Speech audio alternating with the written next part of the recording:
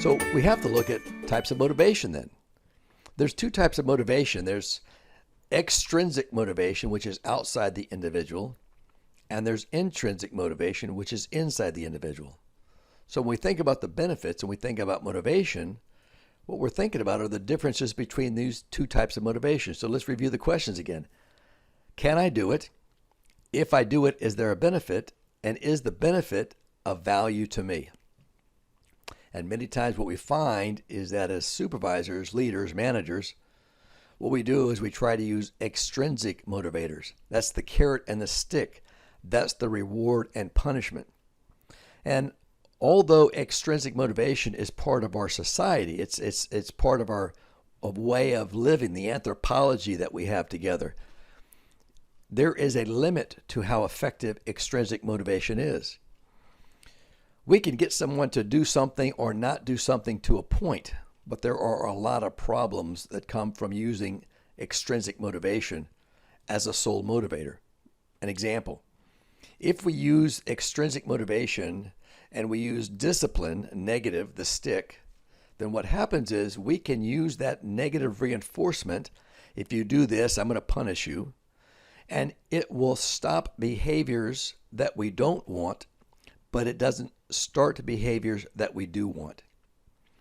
An example of that is you have someone who's coming in late and you want them to be on time, clock in at 7 o'clock, and get to their workstation. And there's a lot of different ways that we can approach this situation, but if we approach it in a negative way, more coercive, more extrinsic, if you don't start on time, if you're not clocked in at 7 o'clock, I'm going to hit you in a discipline. What can happen is we can stop the person from clocking in after 7. They'll be on time. But they don't create new behaviors of being ready to work at 6:45. I've seen instances, and I'm sure that you have seen it and can relate to it, where you'll have somebody who will stand at the clock at 6:59 and 59 seconds and clock in. So they're there before 7 so that they have complied, they've met the rule, but they really haven't done what we wanted them to do.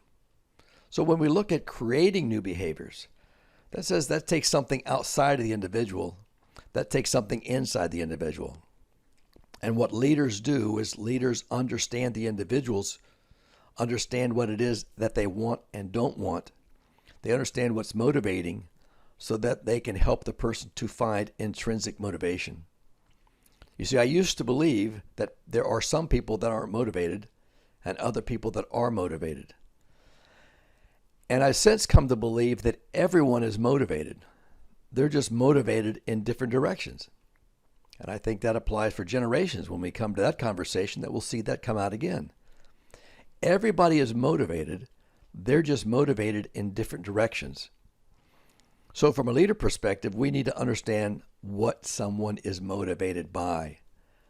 And so we can think about intrinsic motivation from the inside, meaning that someone does something and experiences some personal satisfaction from it.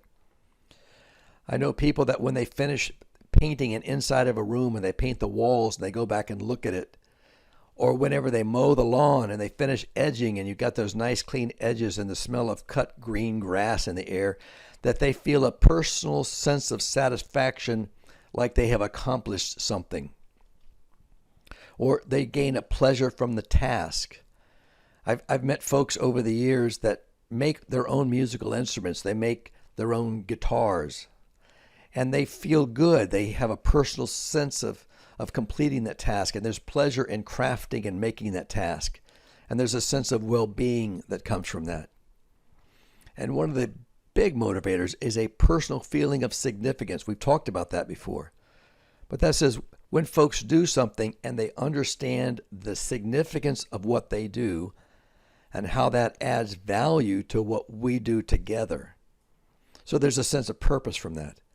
And if we as leaders don't help to find out what is intrinsically motivating to the individual and where their sense of intrinsic motivation might come from and helping them to achieve it, then we're doing a disservice and we're ineffective as the leader.